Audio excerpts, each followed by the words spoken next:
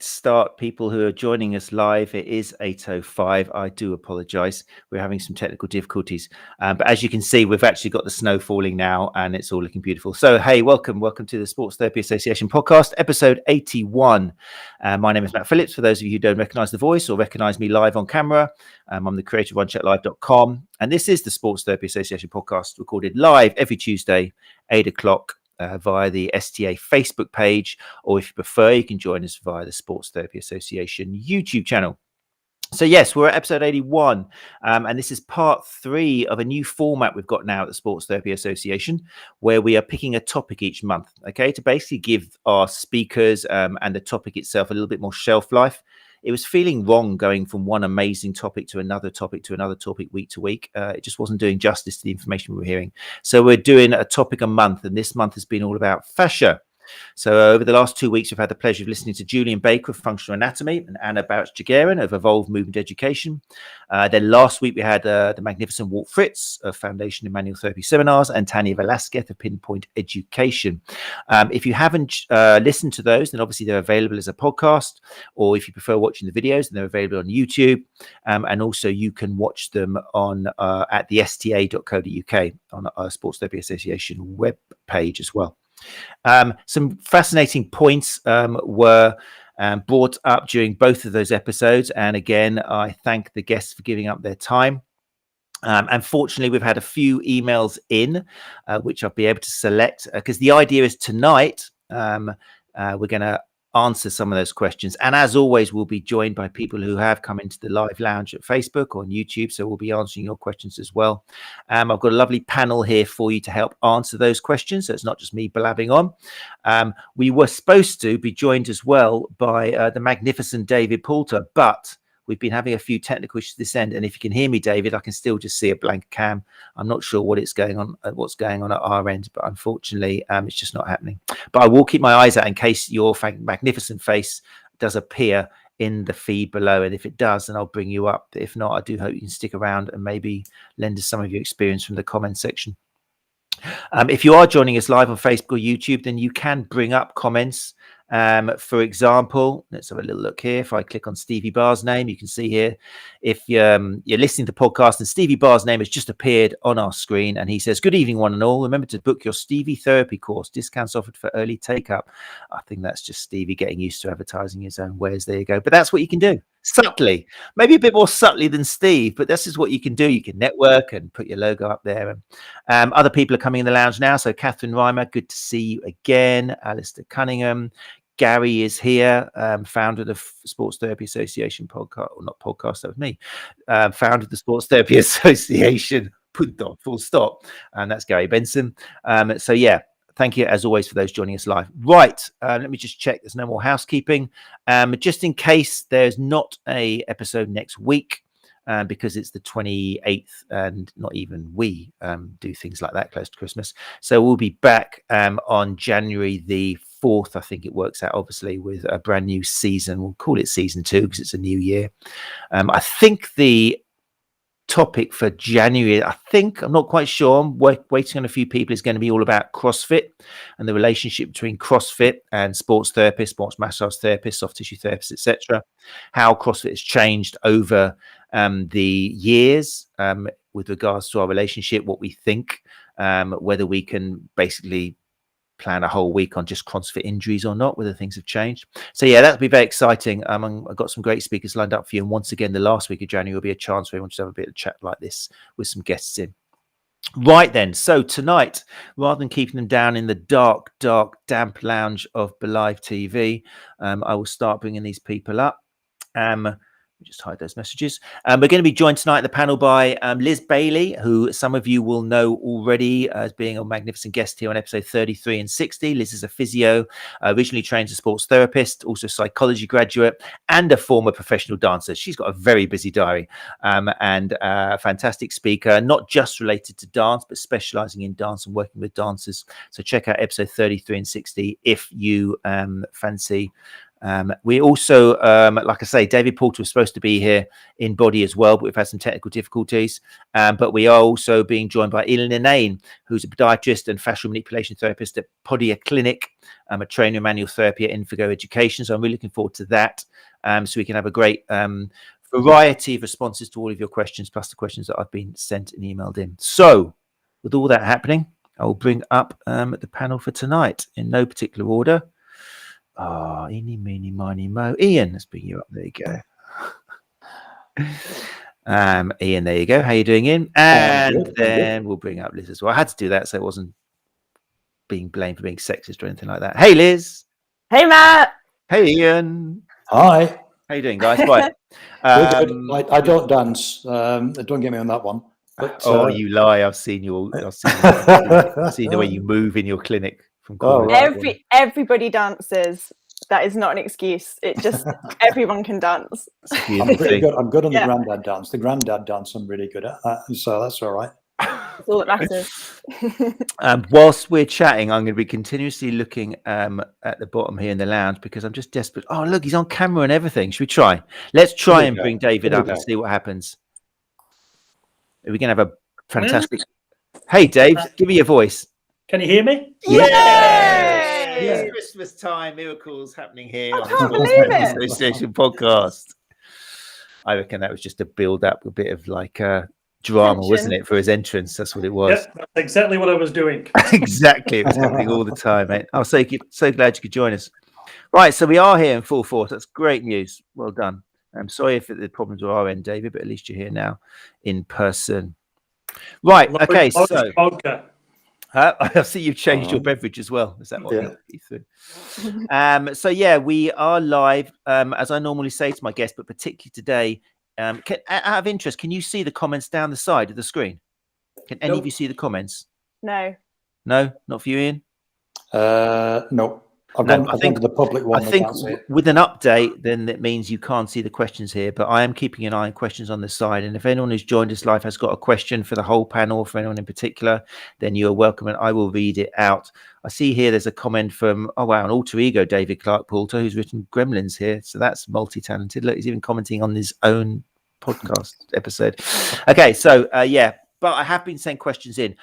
Before we do that, just a brief introduction so we know who is on the panel. I'll just go in order of people I can see on my screen. You've got like about 60 seconds now, Ian. Right. Not picking any in particular, but 59 seconds now to talk about what your relationship with fascia has been and is now. Take it away. Began looking into fascial stuff in about 2015, having not been particularly involved with it.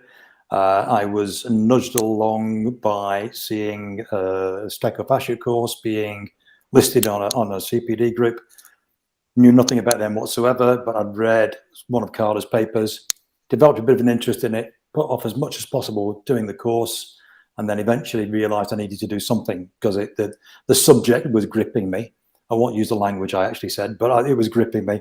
And then I just thought, right, I'm going to bite this particular bullet and go for it. If it's rubbish, it's rubbish. If it's good, it's good. It doesn't matter. It's the journey. And that's really how there you go. That's it. And I've been involved now with the fascial stuff for 6 years, I think. And then also hosting the Steco courses for podiatrists within the UK. Having got them approved by our professional body for use by podiatry in the NHS as well. There you go. Fantastic. You know what? I'm going to applaud you straight away, Ian, before we move on to the other guests, because I'm really glad you said yes to this, because I got the impression that, and I hope it's not because of me, maybe it's just because of the awe that's around social media at the moment, that anybody who actually gets up on camera and starts being positive about Fisher was going to get a bad rap or a bad time, like boos, like a pantomime or something where they're going to go on, ooh, boo, so that won't be the case, because I think we've seen in the last 2 episodes with the other guests that it's not black and white. Nothing is when you're dealing with humans, and we'll talk about that later on. So I really appreciate you coming on and giving us some of your experience as well. It's not my medium, mate. It's definitely not my medium, but there we go.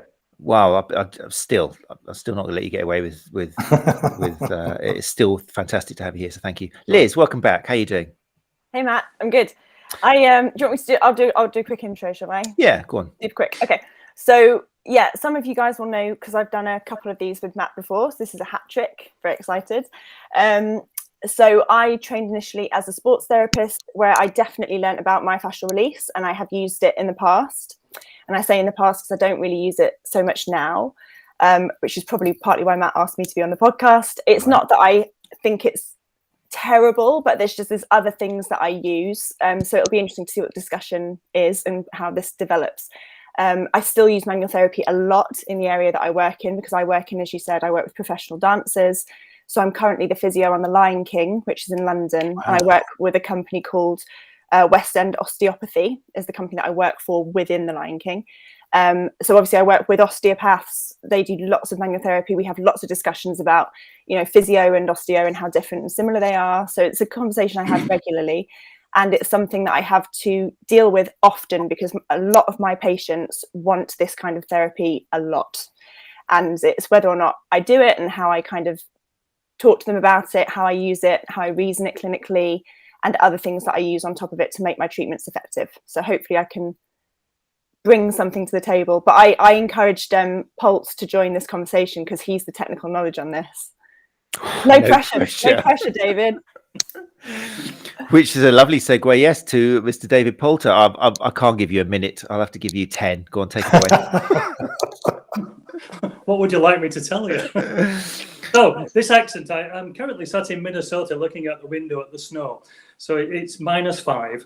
And obviously this is a Minnesota accent, of course. I trained in England. So originally I'm from England, and I trained, I'm sadly to say, as I was out cycling this morning, I trained in 1983.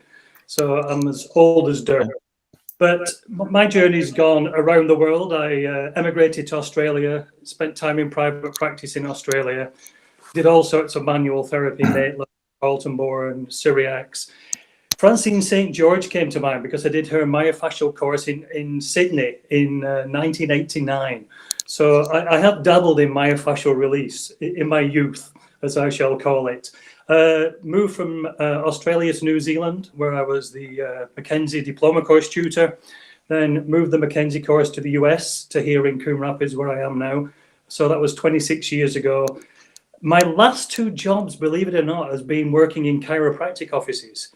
And I actually worked as an educator for a company where we did a lot of myofascial release. And my job was to translate the evidence from hands-on to patient-centered self-treatment. So I do have sort of a background knowledge of the fascial studies and the myofascial release literature and the evidence. But as anybody who follows me on Twitter is, I'm passionate about evidence and evidence-informed practice. And basically, my bias is patient-centered or person-focused care. So rather than focusing on fascia, I would rather focus on people with fascia. Yeah, brilliant. Yeah, and that's something that's going to come up, I'm sure, quite a few times during our conversation. A massive thanks again, David. I'm not quite sure what Liz has got on you in terms of, I don't know what she knows about you, but I appreciate that you're here. So yeah. I'll tell you why. It's because I was like, oh, I haven't read anything or thought about fascia in detail for quite a long time. And I thought I probably should read something before today. So I quickly messaged Poulter and was like, hey, you'll know this. It's quickly messaged. It was 4 a.m. my time, of course. You replied though, well done. So I managed to, and then I was like, hey, you should probably come on the podcast rather than me just giving a watered down version of this, So, and he did. Thanks, Poulter. Well, very much appreciated. I can't see you, Liz, but nice to meet you in voice. Oh, okay. Again. Yeah, I don't know what's going on with that. Normally we can see each other, but yeah, there we go. Right, okay, so like I said, I've got some questions which were sent in, so thank you to the people who sent me in them. I've picked 6, there was about 12 in total, which is pretty cool really for a podcast. That's your active engagement. So I've narrowed them down and I've mixed a few together just to make questions which are a little bit more direct. So I'm going to go through them, but like I say, people in the and it's filling up quite a lot now, people who are listening to us live, feel free to enter questions and I will relay them to our guests, okay, as we're talking through stuff. But you may well find that the typical questions are being covered in what's been sent in to me. Right, so I'm just going to go bang into the questions, if that's all right with you guys. and then we can kind of take it between us and talk about it as you feel. We might move one to the other, or if somebody's got some more input in one more than the other, then we can take it like that. So are you ready? Hands on buzzers. Question number one. Right, this was I have heard, this is a good one I'm going to start off with, because basically what the message from the last 2 episodes has been challenging this idea that we can directly change the structure of fascia with our hands. And there's implications of that. Some people feel that it's like, does that mean we just don't touch anyone anymore because we can't change it because charity says this and blah, blah, blah. So this question I thought was a good one to start. And it said basically, I have heard that we cannot change the structure of fascia with our hands. How do we explain the changes that I see at the end of treatments? Who would like to start? Would you like a buzzing? Let's we'll go in order that God has put you on the screens here. That's pretty random, I think. Go on then. Ian, you go first. Okay, so I've got the question down here. I need to reread the question a little bit. I think when it comes to changing anything in an individual, we need to kind of step back from anything that we think we are doing and recognize what's going on within them at a various number of levels.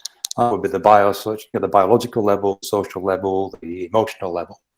And I certainly think over the years I've been doing things, I come more and more to the fact that it's a neurophysiological response to the stimulus I'm providing. And that really is where I think the answer lies, is that I'm not looking to change the tissue. I'm not looking necessarily to improve the range of movement when I work with something. I'm looking to see if I can generate a stimulus. And then once that's done, once there's a change, how do I work with what remains of that in terms of working with that individual for them to be motivated along to become more self-managing? So that's really for me. So I'm not looking to change anything, say, in terms of tissue. There is some discussion about whether we can change some of the chemistry within that tissue. We can change that with injections. Can we change it with any hands-on work? And there's some argument for that one. But I'm not looking to try and change the tissue particularly. No, I'm looking to try and generate a stimulus. For me, because I work within the foot and the ankle, I mean, I work from the pelvis down as a podiatrist, but in terms of the foot and ankle, I focus all of the work in there purely on a stimulus basis. Similarly, I think the fascia for me that I work with, the style I work with, dovetails into that as a neurophysiological stimulus and agent and help. So I don't look to change the tissue. I look to try and see if we can change the chemistry if possible. The biggest thing I look for is that there is a neurophysiological response of sorts, a change that's evoked from an internal response, if that makes sense. Is that answering the question? I don't know. I'm trying to answer it anyway. I think that does pretty good for now, Ian. Yeah, I like that. So you've kind of mentioned biopsychosocial, which is going to come up very quickly, which is great. That's great. So we'll take it from there. Liz. Okay, so interestingly, you answered that differently from how I was expecting, and I'm sitting here thinking, oh, this isn't going to be much of a discussion, because that's kind of what I was going to say. Who would have thought? All of the same stage. Who would have thought? Yeah. So, I mean, the question was, you can't change the structure of fascia with your hands, or that's kind of what they're inferring. And so how come you can see changes after the treatment? So I would agree with that. I don't think you can change the structure of fascia. We understand it to be very tough. It's a connective tissue which can take incredible tensile forces. The idea that we can physically change it with our hands, I think has been proven evidence-wise. I don't think we can. I think less and less people believe that that is actually what we're doing, although clearly that's one of the myths that drives these kind of therapies onwards even now. So I would say the same as Ian. I don't think we are changing it structurally with our hands, because I don't think we can. One, I don't think we can give enough force, and if we did give enough force, it would be excruciatingly painful for the patients. So I agree with what Ian said. I think it's probably in terms, it's a neurological response to a stimulus. It may well be interaction over intervention. It very likely has the same kind of effects as any kind of hands-on treatment. So whether that's myofascial release or trigger point therapy or Swedish massage or acupuncture. Or cupping. Oh, David, I was about to say it.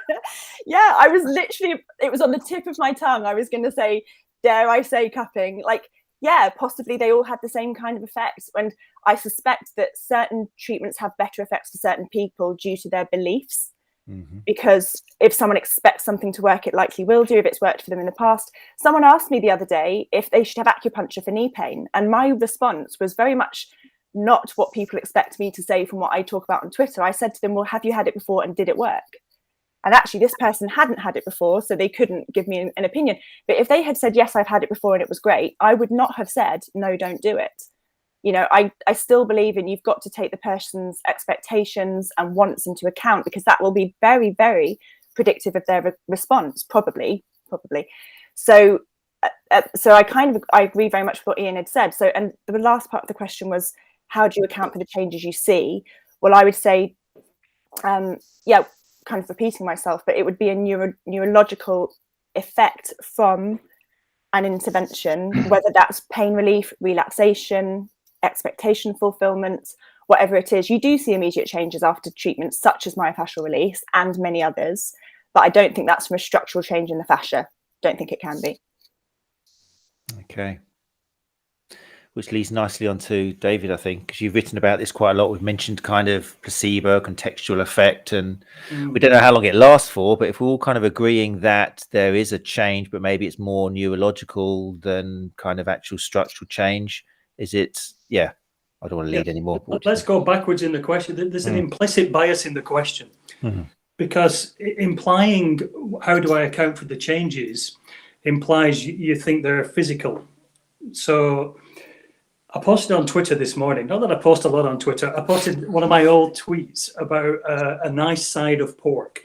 And I actually wrote to Liz and said, dead people don't respond to massage. And there's a truth in what I'm saying.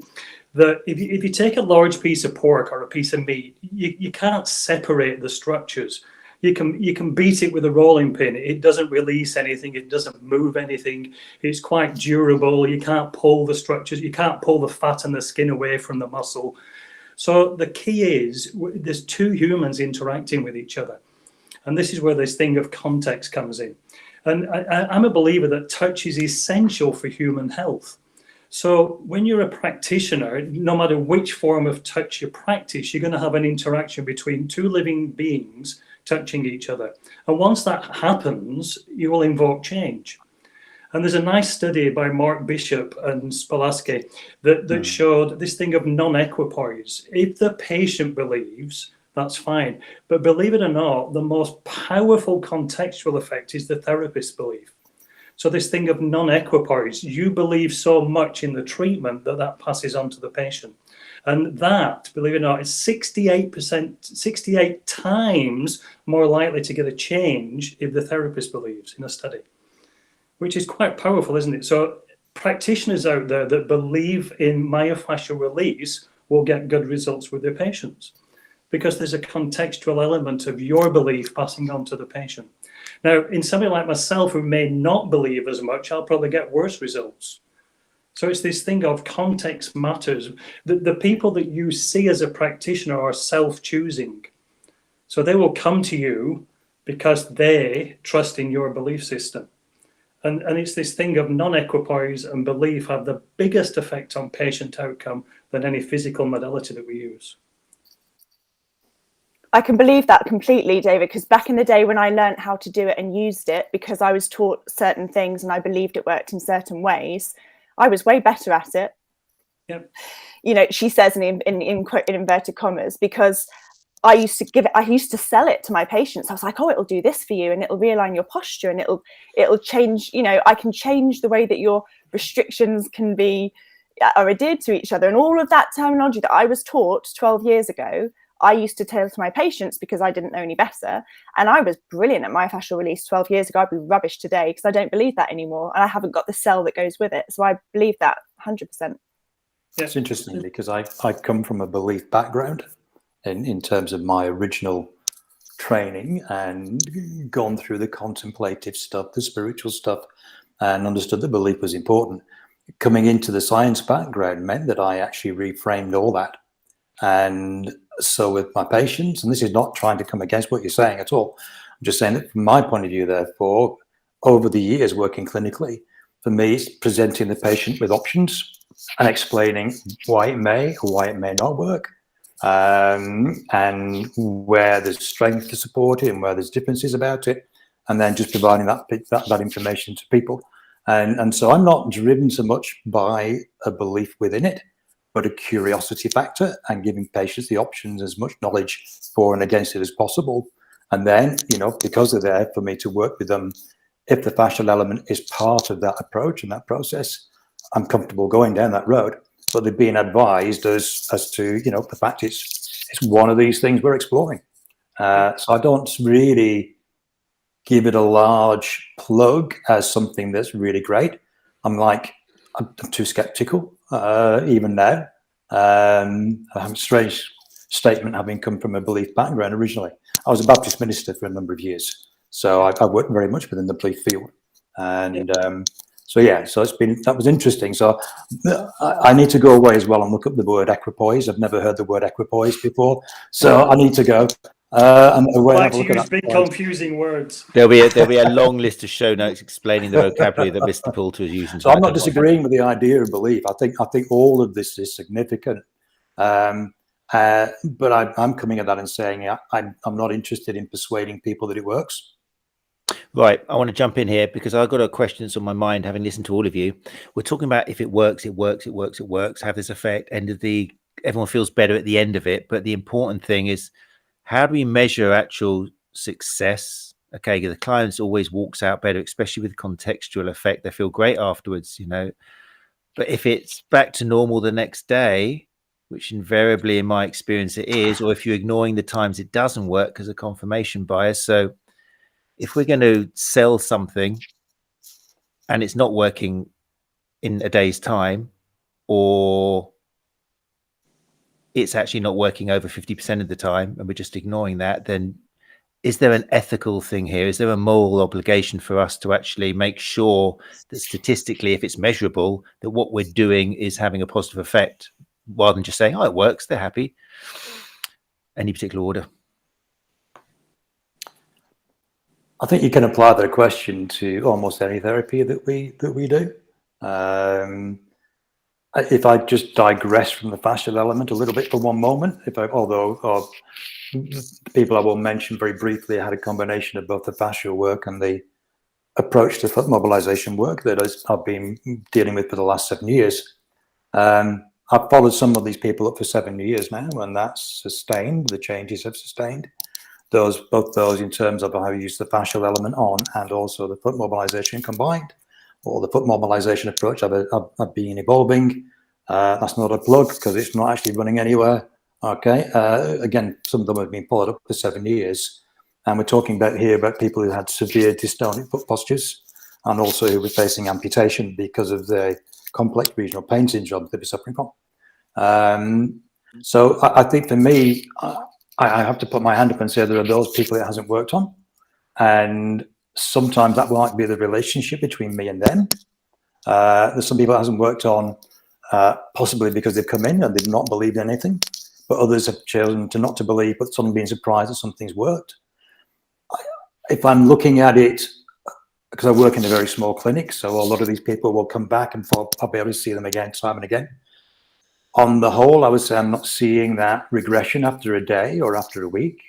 And in some cases, I'm seeing it sustained over many years.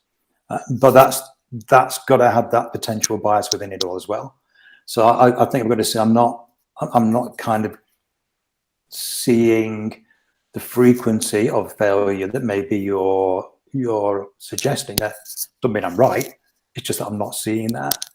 Or maybe it could be that, yeah, we see a change, but for me, the key here, the minute there is change, is to move them on mentally, move them on emotionally, because I think one of the biggest motivators for self-motivation and recovery is if they experience a change and they see that something can be different, and then we can move it along. Is that making any sense? I don't know. It's a nice, not used to this kind of forum, so no, it's really nice. I like it, and that's why I'm glad you came along. I'm keen to hear what the others have to say in response. I'm just kind of looking at the other two. Are they shaking their heads? Or are they nodding? Are they? Hey, you're a great speaker. I like it. No, it's good. I'm happy to wait and hear what Dave has got to say. Or I can go. What do you want? Okay, let's redo the question for me, Matt. The question was, how do we measure outcome? Yeah, because yeah. So let's take a step back. What is the person that we're treating here for? So some of the questions you sent us ahead of time, and some of them were based on, well, do I care what the effect is, or my patients are happy at the end of the session, or it feels good, or why do we worry about release? They feel good and we release tension. So it depends what sort of practitioner you are and what the goal of your therapy is. If you're a physical therapist, we generally focus on physical therapy or physiotherapy. But in general, if you look at this, the outcome is based on what the patient requirement of therapy is. What does the person seeking care require from us? Are they coming for pain modulation? Are they coming for short-term gain? Are they coming for, I want to get back to running? Are they coming for a physical manifestation of symptoms that are, a disability, like just mentioned? Are they having chronic pain issues? So the question comes is, you measure the outcome based upon what the patient goals are. Now, yes, in the real, look, we're not on Twitter, we're in the real world. In the real world, some people are quite satisfied with short-term pain relief. But in the bigger picture as clinicians, we have to have a discussion with them. What is the long-term goal? Because most of the things that we're treating as physical therapists or physiotherapists, we're looking at functional limitations, not just pain. So we have to have some way of measuring a functional outcome and a positive function. In America, where I work, you cannot get paid unless you have functional outcome measures and goals set by the patient. So it's not based on pain levels. And the reason for things like pain levels not being reliable and paid for is you could be an amputee and have chronic pain, but we get you better functionally. So the main emphasis in America for payers and insurance companies are functional goals. Now, if you talk to individuals, they're quite happy to have pain relief. But it's got to be linked. We've got to have the discussion with the patient of, if you're coming every week, or if you're coming for several sessions just for pain relief, what is the point of that? And is that valuable to you as a patient? Versus, are we looking at long-term strategies to get this person back to a normal lifestyle? So it comes back to, what are we measuring the outcomes on? What outcome measures are we? Are we using patient self-directed outcome measures? Are we using patient functional goals, which is my bias? So I have the conversation with the patient or client on day, what is the reason you sat in front of me for? If it's for short-term pain relief, that's fine. We can work on that together, or I can find you somebody to work on that with. But most of the time, in my practice, it's physical manifestations or restrictions of function that is the main goal for patients. And we will measure that by their goals and things like the Oswestry or disability indexes. But it's got to be measurable. This thing of, I perceive people feel better, is fine. You could see anybody, the placebo and contextual response again, but it's got to be sustained over time. It's got to be measurable changes. It can't just be, well, I feel good when I see David. He's a nice guy, and it's got to be a meaningful change in something that's measurable. That would be my, and because I work in a system where we have payers, I've got to be in that system and have measurable outcomes, or else we don't get paid, and we don't satisfy the patient needs either. I think that's really interesting about having measurable outcomes, but I think that presents a new problem as well, which I think is often linked to some fascial practitioners. They invent a measurable outcome, which is normally symmetry they're trying to achieve, which the patient didn't come in with. The patient didn't say, I want to have my legs the same length. No one comes in and says that, or I want to have a foot that stays in the middle. Create a problem, create a treatment, fix the problem. Thank you. Yeah. So and when I talk about measurable, I'm talking about scientifically measurable, as in you are gaining functional, endurance, you're gaining ability to lift more weight, your ability to work longer, your ability to walk further, your ability to run better, not structural abnormalities, which, really aren't a scientifically measurable outcome. Yeah, we should repeat that for people who are joining us, because again, I try and direct this towards people who have just come off courses. And I know from experience being involved in education that when it comes, for example, to sports massage therapy, that the outcomes are the shoulders the same height? Is the pelvis now neutral? These are still being sold in the UK as your measurable outcomes and signs of success. Sure. So there is a danger of that. And if you're not familiar with those, then look back across our episodes to our when we've talked about posture and the lack of scientific evidence that symmetry is linked to lack of pain, or there's plenty of people out there asymmetrical who are in pain. There's plenty of symmetrical people out there who are in pain. So it's kind of something you need to move away from. But anyway, so yeah, great words, David. Thank you very much. Liz, you work with the population who, if any way, it's kind of pretty cool because they've got to do the show. They've got to lift their leg up. They've got to, it's quite simple whether something's working or not. Do you find that for that reason, dancers are less likely to go down the road of having lots and lots of sessions which aren't being measured because they know whether it's working or not, or is it not that simple? Yeah, I was as David was speaking, I didn't want to repeat anything, but I think they both made fantastic points. The only thing that I was thinking that hadn't quite been said yet was the context that things are done in. So like, it's not so much in sports therapy, but in physio, of course, we work in the NHS a lot. So ethically, we have to work out if a treatment is actually worth giving patients with the valuable time that they're going to spend, with that therapist in the NHS with these huge waiting lists. So we have to be able to work out. I think it's really important in those situations to be able to say, is this an ethical treatment to offer someone that you might see once every 6 to 8 weeks? Even if there's a short-term gain, are you able to carry those effects across? Is this something we can really deliver in an NHS type context? I don't think it is. Generally, manual therapy isn't seen as something that we would deliver in the NHS because it has very specific uses, and that's a whole other conversation, really, isn't it? But I'm thinking about ethically. But then if you use it, say, obviously all of my patients are private patients. I work with the same 50 to 60 people every single week, month, whatever. So I see them really regularly. So they are the kind of group that benefit from this kind of intervention. I think ethically, the issue for me is when you start to sell it as something it isn't, or coerce someone into getting the treatment, getting them to believe that it works in a certain way that we don't necessarily have evidence for. That's when I start to have trouble with it ethically. But if someone has had it before, like I said, the person that asked me about acupuncture, if someone's had it before and finds it works for them, I wouldn't stop them from having it. So it's not that I think it's ethically a poor choice of treatment, but it might be for certain people.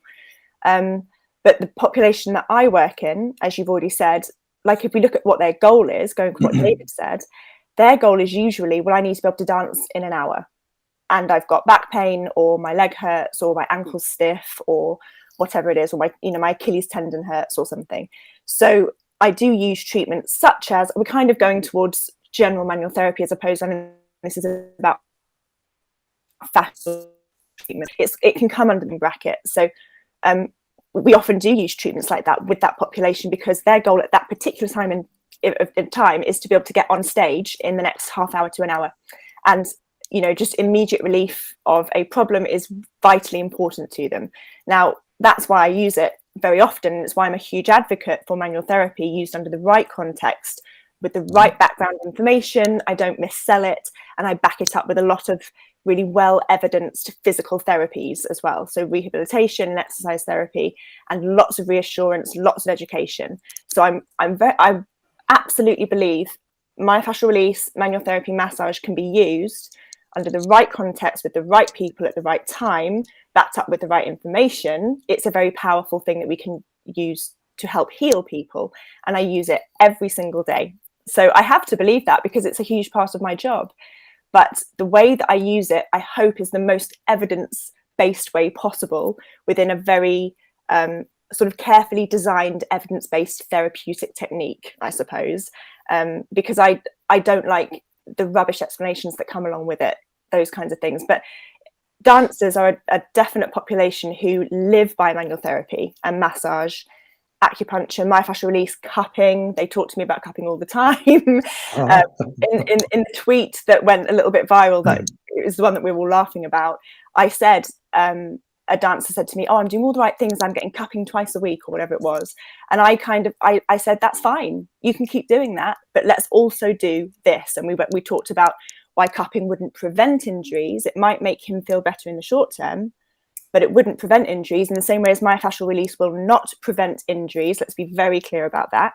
So I would never sell it as an injury prevention technique or injury reduction technique, but it certainly is a symptom modification or symptom modifier. and can be used as thus, I think, ethically within a well-designed rehabilitation program with the correct contextual effects.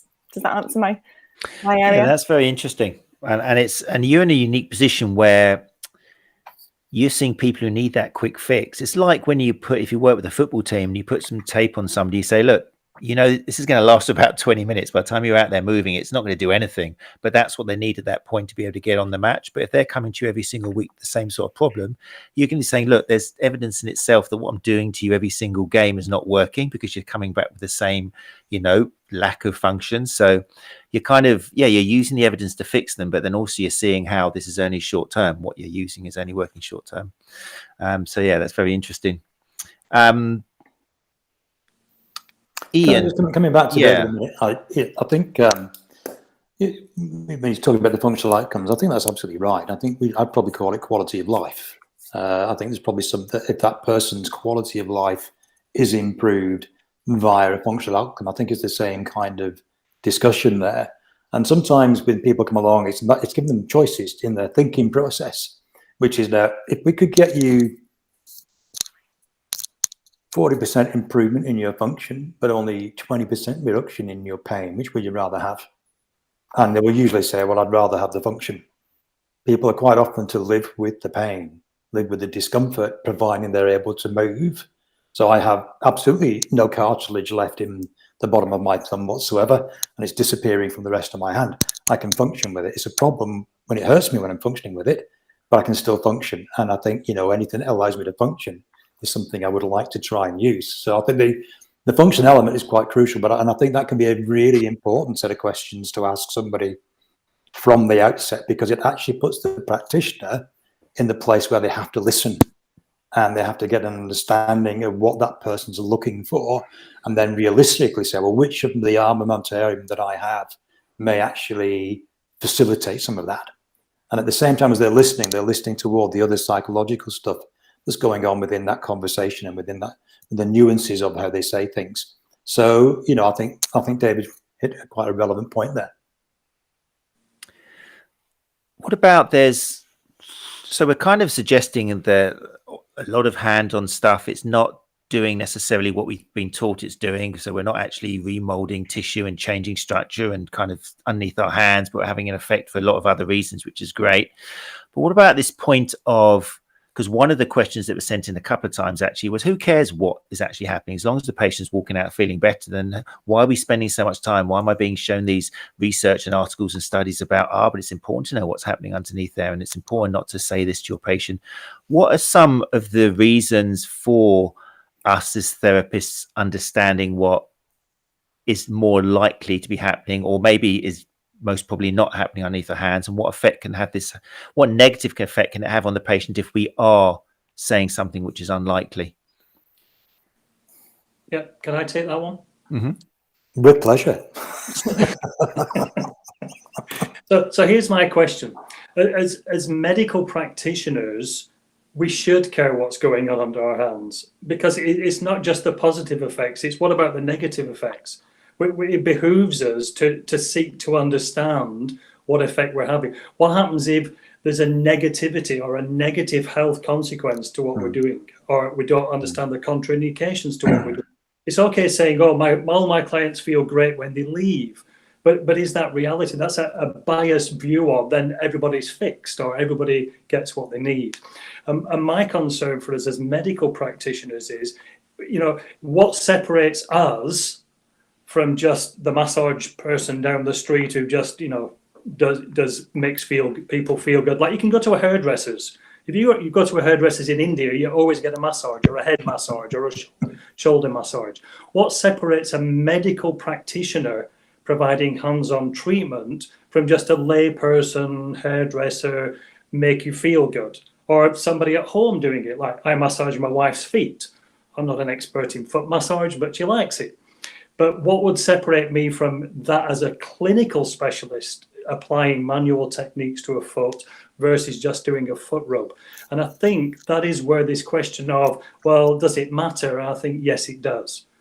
Because there's two elements to that. Because we have a moral obligation to tell the truth as we know it, or the best truth that we know. So as medical practitioners, we should give the best explanation for what's happening when we apply a technique.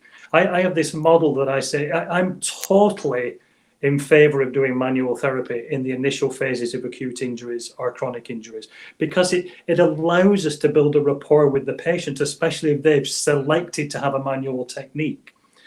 It then allows us to get people moving, as we've just talked about, get them more functional and withdraw our hands from that picture. But this thing of, do I need to know what's happening? I think we probably need to know the best explanation for what's happening so that we don't fool ourselves while we're treating the patient. Secondly, I think we need to be safe. And so we also need to know what the application of forces do to patients. And I saw Ian, I actually researched Ian before I came on talking about manual therapy on another podcast. And I think as a manual therapist, when we talk about mobilization versus manipulation, there's a safety element of knowing the difference between the two and the effect on tissue when you switch from mobilizing to manipulating, and what the contraindications are, or what the effect on the tissue or the person are. So I think, to answer the question as simply, I think the answer is yes. It behooves us probably to have the best scientific or plausible explanation for what hands-on therapy does, just for safety aspects. There's a good question here, which I'm going to jump in and say, because Jamie Gargett, thank you very much for joining us. Jamie has said, David, what's your definition of a medical practitioner, please? It depends which country you're in. Let's stick with the UK for now. So in the US, the regulations, I would say anybody who has to license is either a paraprofessional, a paramedical professional, or and it's this thing in America, medical practitioners are different than they are in other countries. Medical practitioners in America are licensed medical professionals who are able to see patients by direct access. And I know that differs because, hey, I trained in England. I've worked in Australia, New Zealand, Africa, and America. So I know there's a difference in what... I had this discussion in Australia. Physiotherapists don't class themselves as medical practitioners. They're paraprofessionals. In America, we're classed as medical practitioners. So I understand there is a difference. But in America, for medical legal terms, it's anybody who practices under a state license in the medical profession. So that will include nurse practitioners, physical doctors, chiropractors, osteopaths, physical therapists. But interestingly, it wouldn't include sports therapists, would it? We don't have sports therapy. In America, we would include athletic trainers. Yes. So, so they're different than sports therapists, but it's anybody who has to license, pass an exam, and register under a licensing board. So in the UK, we're talking about... So basically, we're allied health professionals we're talking about in the UK then? Yeah, because it's regulated. Because your governing body is an allied professional body. But then if I'm not wrong, I mean, like physiotherapy, and I'm only going by what I see on Twitter because I'm not a physiotherapist, but in physiotherapy still is using acupuncture. Yep. Yeah. Yeah, but that's an extra qualification. You're not trained in that in your physio degree. Not undergraduate, that's postgraduate. Yeah. But in terms of ethics, what you were talking about before, Liz, I mean, this might be it will be argued, I'm sure, because often there's a link between people who practice fascia and people who believe in acupuncture, because one side of it is following the same kind of idea of meridians and the whole kind of like it's worked for years thing. But it often interests me how acupuncture, it's probably not a yes or no questions, but there's not a lot of evidence for it, is there? So how come it still kind of flourishes in physio? No, there isn't much evidence for it at all. And the idea that myofascial release follows the meridian lines of acupuncture just goes hand in hand with that. So that there isn't great evidence for it, from what I understand. But yeah, you're right. But then there's still a lot of stuff that gets practiced under physio that doesn't have great evidence or has poor evidence, doesn't it? But you guys are medical and sports therapists aren't. But remember though, Matt, you just I'm not saying, I'm just saying, you guys, the medicine. It's not under the physiotherapy bracket. So like this came on, oh God, I said I wasn't going to talk about cupping, and this is the third time I've mentioned it. But under that thing, people were having to go at me because they said, but Liz, you do manual therapy. It's the same thing, isn't it? It's all adjuncts. It's all, and I argued, no, it's not. We're not trained in cupping under physiotherapy. Lots of people published information from the CSP, our regulating body, which says that cupping is clearly not, we're not insured to do it. So you need separate insurance, those kinds of things. It's a bit of a fine line grey area, because manual therapy is manual therapy, but then there's manual therapy with tools. That someone said to me, well, would you advocate manual therapy with tools? And I said, no, I wouldn't. To me, partly that's because you start to mechanicalize it. It becomes more about what you're doing to the tissues as opposed to the effect you're having on the tissues, which we know to be neurological, which is why I wouldn't use tools in a manual. Even though I use manual therapy, I wouldn't do tooled manual therapy for that reason. It doesn't go hand in hand with how I believe it works. It changes what it's like you're trying to manipulate the tissue itself as opposed to have an effect on the person via touch, those kinds of things. So to me, there is a difference between treatments, adjuncts that use equipment, cupping, scrapers, that kind of thing, and manual therapy such as massage. I'm sure someone could argue differently, but that's how I see it and believe it. But I've gone off on a tangent. But yes, so you're right. We are medical professionals, but you should see the conversations that get thrown up in the medical evidence-based part of physiotherapy when something like cupping, acupuncture, myofascial release gets mentioned. I mean, it's an absolute devastating, like, don't talk about it, because it's a very heated subject. People feel very passionately one way or another, and it's not a simple area to deal with, because there are grey areas and it's difficult to define.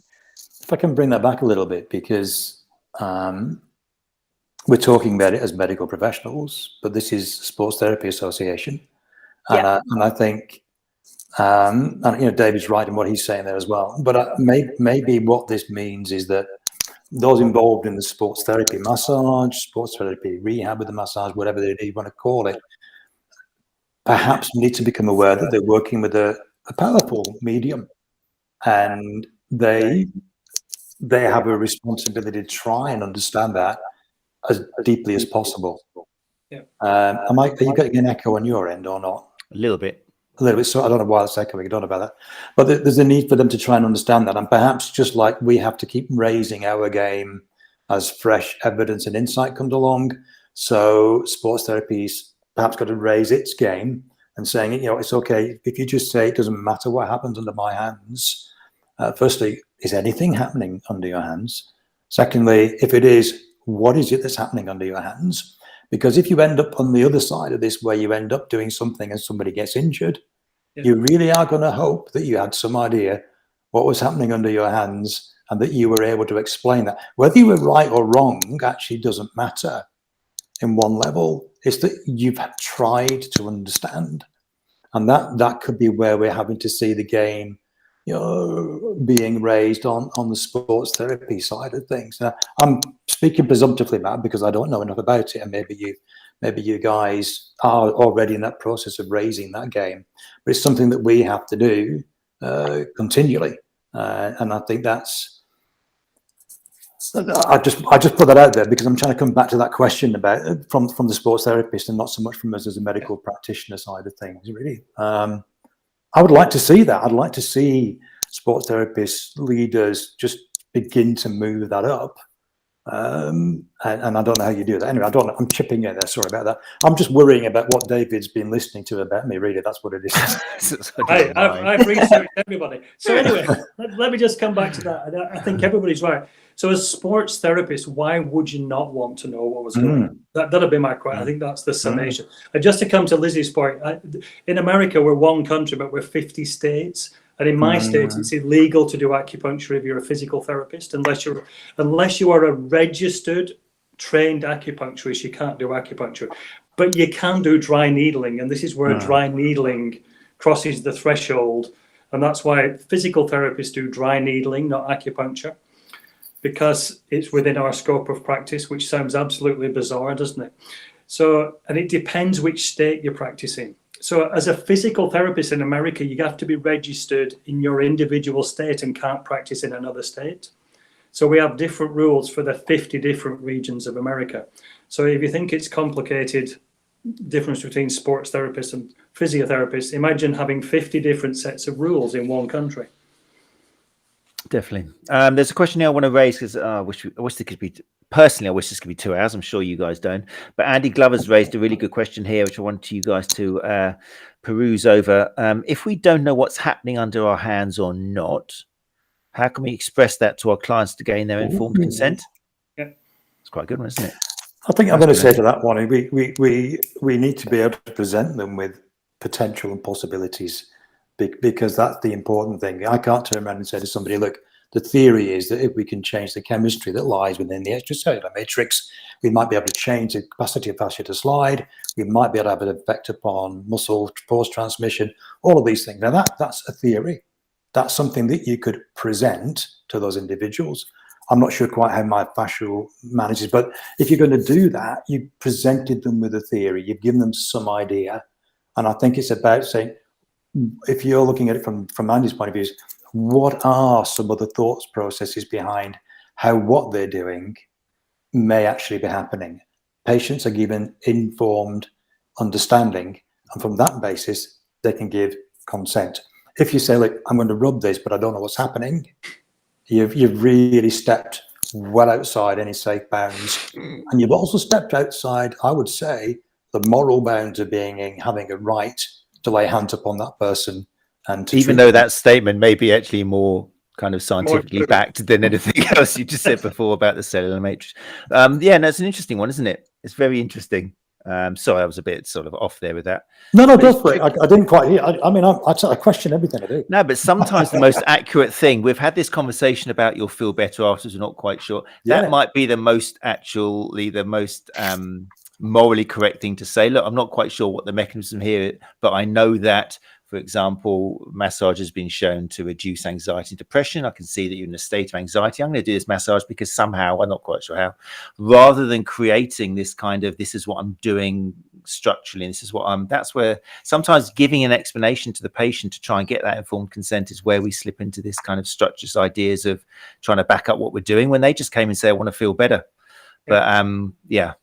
I don't know. I think the best explanation, Matt, and the most evidence-based application is you're alive, and the only difference between you and a piece of meat is your nervous system's functioning. So whatever we're doing to you by our touch, whether it's light touch, whether it's more firm touch, whether it's deep touch or structural deep massage, we're having an effect on your nervous system. And that will play into A, your muscles will change their tone, B, the tissues may feel like they're releasing, and C, it will be well-being, because we know your nervous system's connected to your brain, which is the center of anxiety. The truth is, no matter what we do to any patient, it's the nervous system. And I know they joke about it on Twitter. Every single thing we do, whether it's contextual or whether it's touch, is affecting the nervous system. Because, as I said, dead people don't benefit from massage. Only living people do. Yeah, that's how I explain it to my patients. I always go with that kind of, whatever the intervention is, it seems to affect the person in a similar kind of way. It's the nervous system. That's why you get immediate effects. That's why you feel it emotionally as well.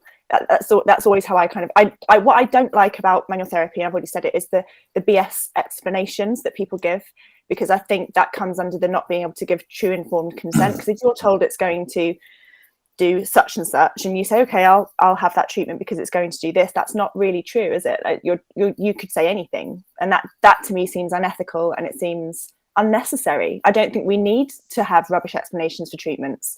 They still work, although we also know, as David started by saying, your ability to sell that treatment may well have an impact on how effective it is, which is probably what tempts people into those BS explanations, maybe. The car salesman. Exactly. It's tricky. We could have a whole episode, I think, on placebo and contextual effect. It's a fascinating area, and how much you can actually charge for services like that by just telling people it's going to be okay. I mean, that's what parents do the whole time, and they don't charge their kids. It's the same kind of thing. It's tricky. And some people are paying $100 or £100 an hour, for somebody to basically say that and give them some touch. Neil O'Connell wrote a nice paper, a blog about, it's called Magic Kisses and Rational Hugs. The two common things used in therapy. Magic kisses are like manipulation, acupuncture, and rational hugs are the neurophysiological explanations that we give to things. So that's what we're in the business of, magic kisses and rational hugs. Okay, look, so what's the time? Was running out. It's gone quicker than any other episode, I think.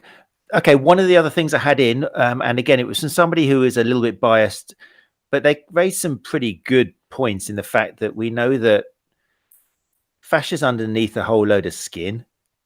and to touch somebody and affect them. If we're saying it's neurological, then there's, even if you read into the idea that fascia has got few, scarcely kind of muscle cells and things in it, and it has got a slight kind of neural connection, even though they're very short-lived and it's very difficult to stimulate them. On your back, for example, there's kind of maybe up to 4 inches of skin, which is really nervated, and that's where all the action is going to happen and connect to the brain. And it's a bit connected to something which somebody asked here. Is there an ethical problem to selling a course that is saying I'm affecting your fascia? Is that stepping over a line because of the physiological boundary, the actual structural boundary, or is that still okay? Obviously, it's quite a loaded question for you, Ian. You do sell courses, which is kind of fascial manipulation. I'll go to you first, Ian. How do you overcome that problem that there's a whole chunk of skin on top? How do you separate the idea that I'm affecting your fascia now and not affecting the skin? Because that was a couple of things that came up in the emails I received. So, yeah, I do host the courses, and I host the courses because I found the process and approach for me as a clinician at the time of learning them to have a logicality about them and a systematic element to them, which tied in with how I might approach the biomechanics side of things that I deal with. And I've found that to be really, really helpful. Obviously, the STA81 element that I'm involved with, they would discuss the idea that we're making chemical changes. That's what they're looking to target, rather than make any structural changes to the tissue themselves. So I can't alter the fascial structure. I just can't do that. But potentially, I might be able to alter some of the chemistry just by the rubbing side. There's various ways you might look at that. There's the fluid dynamics, fluid mechanics. Chowdhury et al. We're looking at that one, as that the minute you rub something within a closed system, it moves it around. Does that is it simply the movement of something within a closed system that generates a flow around that? The Steckers would argue that there's a sense in which we're creating heat, and we're also creating an inflammatory action, and they would suggest that that's part of what goes on. I would also go further and say, actually, before you get to the superficial fascia or the deep fascia, you're going through the cutaneous receptors, and there may be elements of those cutaneous receptors that also have a tie into that. So don't see fascia as simply a fascial thing on its own. It can't be. It's just part of a whole system. I'm going to digress slightly here. So for 7 years, in 2014, I encountered an experience with someone's foot that was severely dystonic and had complex regional pain syndrome, where they'd had 3 toes amputated. They were left with the 2 toes permanently stuck in the air for 3 years. I worked with that foot for 20 minutes. The next thing I knew is both those toes dropped down. So what? So what I had to do was spend the next 7 years trying to work out, could I repeat it? Does it apply to everything else?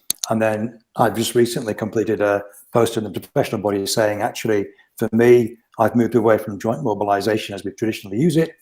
And I think I've managed to understand that working with some of the fascia and fascial receptors, but particularly cutaneous receptors within just 3 centimeters of the medial arch of the foot, seems to be enough to target a neurophysiological reaction. So don't separate fascia from the nervous system, from the skin. It's all linked in there. But if I am being asked, am I using fascia from the point of view? Yeah, I'm comfortable at the moment to go down the line of, yeah, I'm possibly making some changes in the chemistry. And that's, I guess, where my thinking is in the current process. But I then try and read different views on that as well. And I think the important thing is that it's not to be hooked into one particular dimension of this. It's far more than that. I know the other two are going to have a good little go at me now on that one. I doubt it, Ian, because you answer really nicely. It'd be impossible to ever get you. I was hoping to. Inside, I'm thinking, I can't do it. It's really good what you're saying. No, good answer. All I would say is that your question was, can we sell it as a fascial technique when it clearly affects all the other structures as well? You can't take the fascia out of the body. So black and white, as you ask it, no, I don't think we can. Actually, it's interesting, isn't it?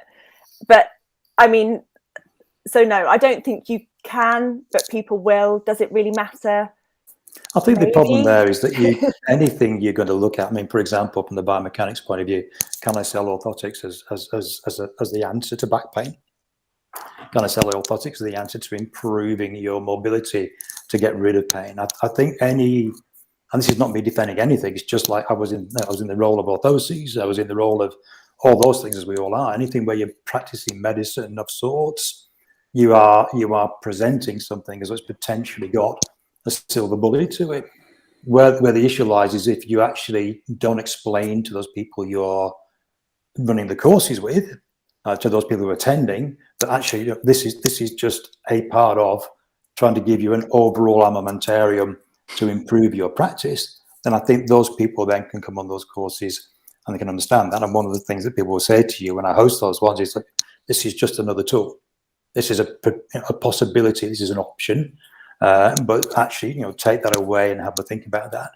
I think the other way, in terms of me trying to have a level of integrity around it, is to take what I do, whether it's the foot mobilization courses or whether it was a fascia, submit it to those people who can actually analyze it objectively, not with my bias, who's got the brains to question it, and they come back with those questions. And that's giving it, like, if you wish, a higher level educational input, but then to assess it. And if they give that approval, then it's right. Okay, it's given them, but it's given on the basis of, don't sell this for any more than what it is. Mm-hmm. That makes some sense. Does that make some sense? I'll let you know in a second, David.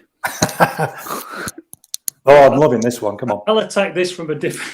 I'll attack this from a different position. So I think I started off early in the piece stating this. People come to see us, fascia doesn't.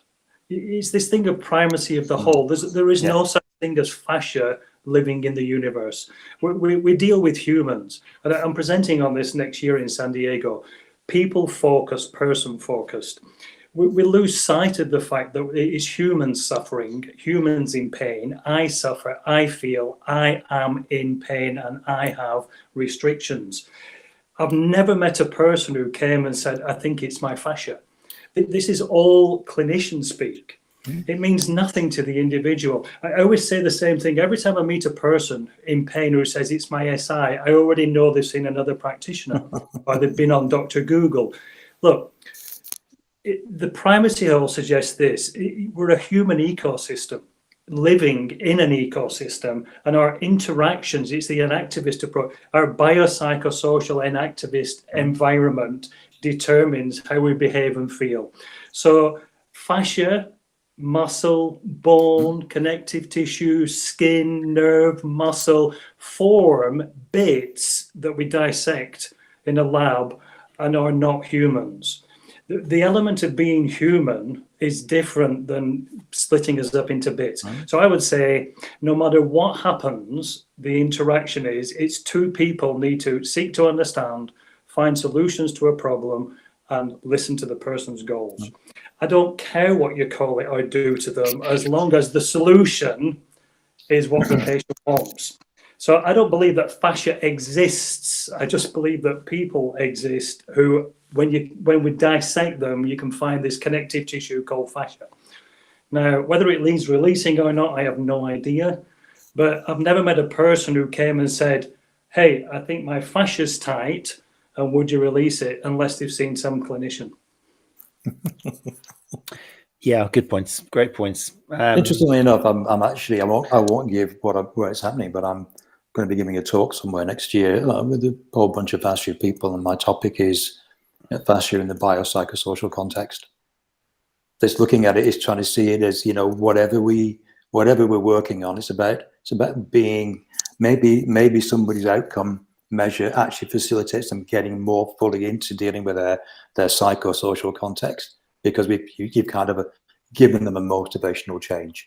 So, from that point of view, I agree with David and Liz, so that's not a problem at all.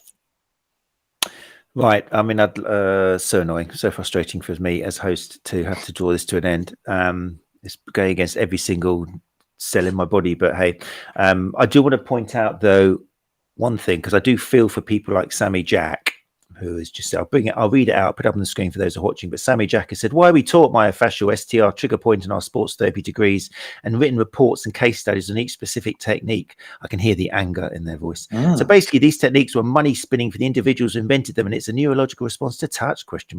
Apologies, having qualified as a sports therapist this year with a first, I'm struggling myself to see where we fit in as a sports therapy. Just scroll that up a bit. feeling a little bit disappointed, to be honest, after spending 4 years studying all this and believing what I was taught. However, that being said, I have had great results on various manual therapy techniques.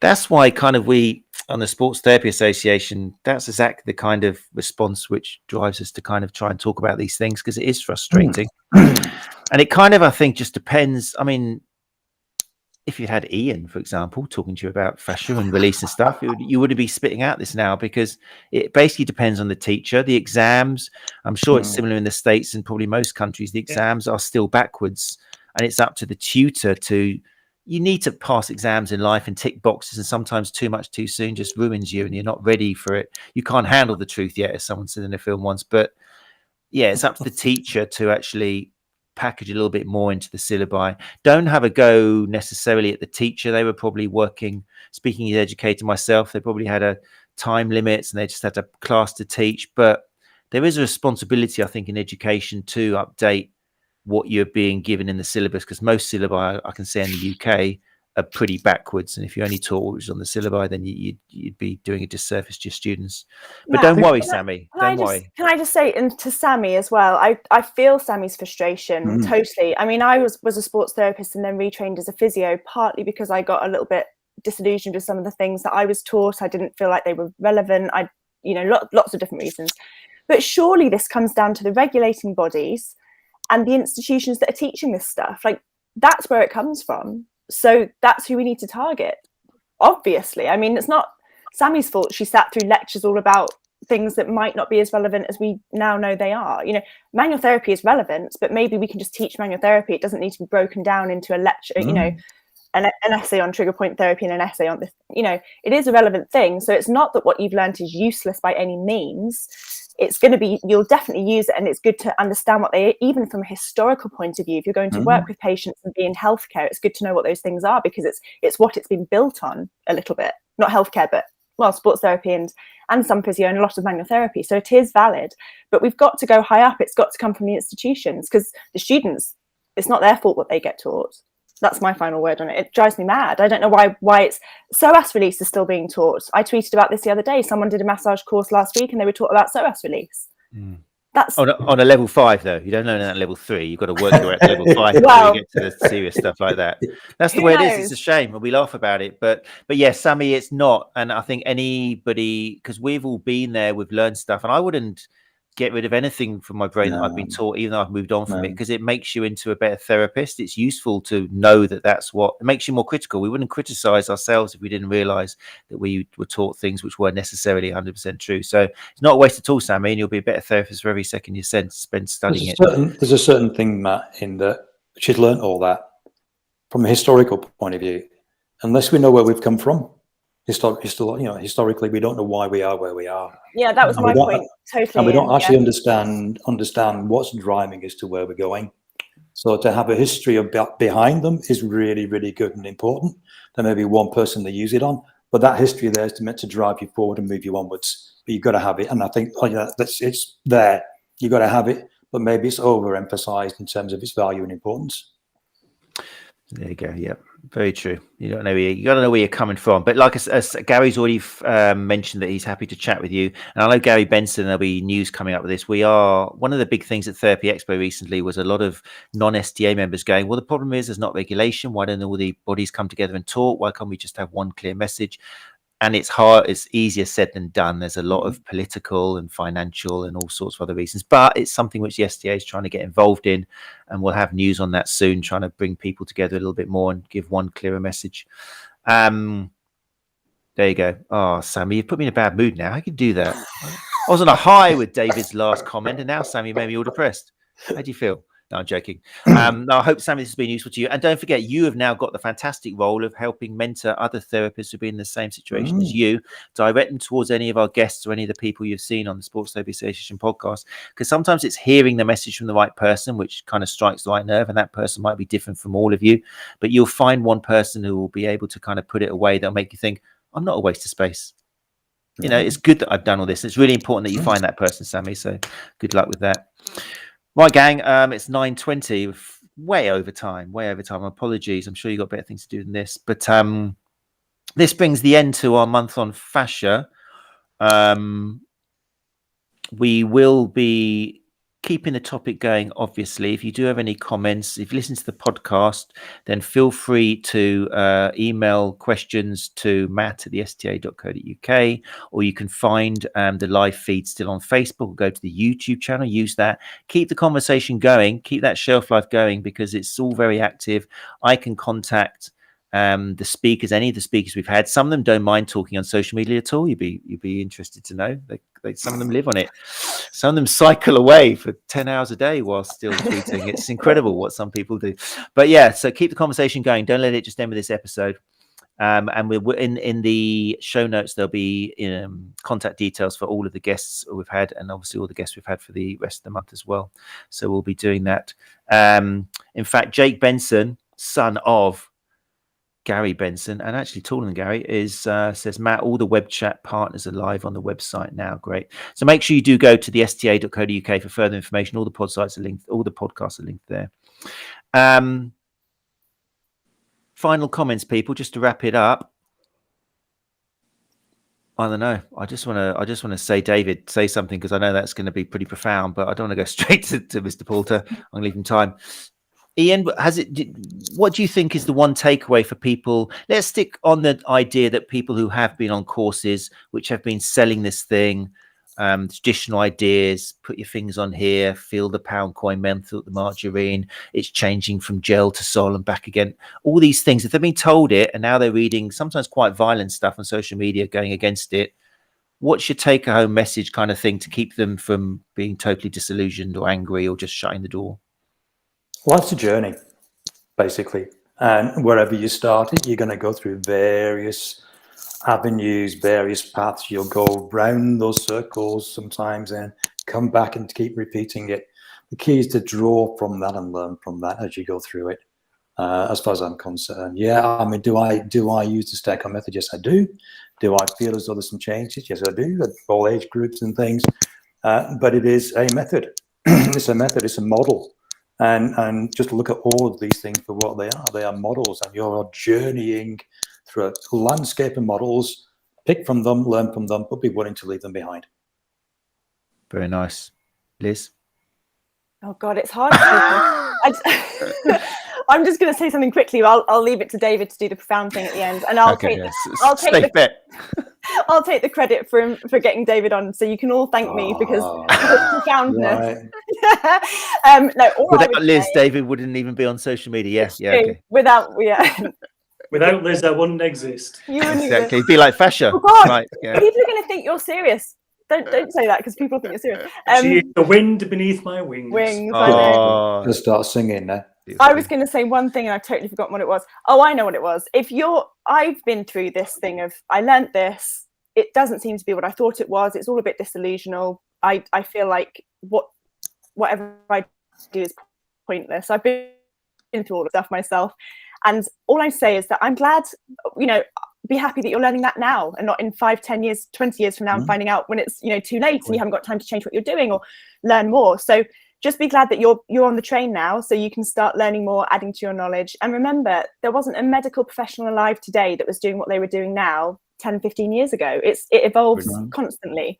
And there's incredible therapists, David will be one of them, who have been in the business for many years, who actively say, I didn't do this 20 years ago, it's completely different. So if it wasn't for these conversations, it wouldn't have evolved to where it is now, and it'll be evolving forever, I imagine. So you've got to be part of that. Good words. Is that right? Yeah. I think, and I think David's a bit worried now about following that. It's very good. It's true. Be part of it. Yeah. So my final comments, 38 years of wisdom. Number one, we are responsible to patients, not for them. And this is what I've learned. I've stopped trying to change people by doing stuff to them, and I've started to listen better to patients to help them change themselves. It's not what I do, it's what they do. So really, we're all saying the same thing. I think that's we're all very agreeable people. That's what the answer is. Yeah. But that's a massive take-home message as well, is even though you might, be nice to each other. That's my final one, because you will discover that even if you think someone's doing something which you're totally against, rather than getting onto some kind of soapbox on Twitter and go, oh, these guys are all terrible. Ha ha, they're doing this. They're thinking of doing this. The chances are these people are doing it for the benefit of the patient. We're all kind of on the same page. We're in this living because we want to help other people. So if you've got a New Year's resolution and you find that you are kind of standing on a soapbox, especially on social media, poo-pooing another profession or somebody who worked with Fascia or somebody who believes in this, even, yeah, I'm not going to say even, but I'm not going to bring up cupping again, but, you know, something which you really don't think is very beneficial and is overdone. With celebrity photos all over social media. But yeah, anything like that, have a chat with them rather than talking about them, because we're all in this industry to help the patient at the end of the day, most of us, probably 94%. Do you not think that we've actually got the situation whereby the manual therapy debate has ceased to be a debate? It's become a battleground, desire to win the argument. We've lost the capacity to debate. Outside of the Sports Therapy Association podcast, I would agree with you. But this is why you know, we exist, and we don't want it to be a battleground. It has become horrible in social media. It's one of the disadvantages, and I think that social media is slowing down evolution of therapists. You know, it used to be like 13 years for research to get into clinical door. I think social media is slowing down the change of therapists because people are just going, this is just ridiculous. I don't like you shouting at me, shut the door. So we've got to be careful with that. We're ruining it as a tool. But anyway, it's okay to disagree. You just don't need to be disagreeable. There you go. There you go. That's the T-shirt. I have another question. David, where are you from originally? Where would you think I'm from with this accent? Well, I don't know, because I'm Rochdale in Manchester originally. And I can tell you, you're just about 20 miles down the road. Born in Great Harwood, near Blackburn. I thought so, yeah. You're just up there. You were just up the road, yeah. There you go. I haven't lived in the UK for 32 years, but I haven't lost my accent. Yeah, no, you won't do. No, great. Still 28 people talking about different boroughs of Manchester listening into us in this conversation. We better wrap it up. Right, gang, thank you so much for joining us. In Linane, Liz Bayley with the BAY and David Poulter, thank you so much. I wish you all Merry Christmas. And just to reiterate Gary's words out there, apart from the thanking me bit, but thank you to all of our guests through the year, facilitating some great educational content in 2021. And we do all look forward to 2022. Gary is happy to speak to any STA member or industry stakeholder on any industry matters. That's something we'll be tackling in 2022. So there you go. Right. Merry Christmas all. I'll let the guests say Merry Christmas. Merry We'll sign out. See you in 2022. Okay. Thanks, gang. Bye. You guys don't go. You stick around and I'll say thank you to you, but everyone else can sign off. Right. Bye, gang. See you in 2022.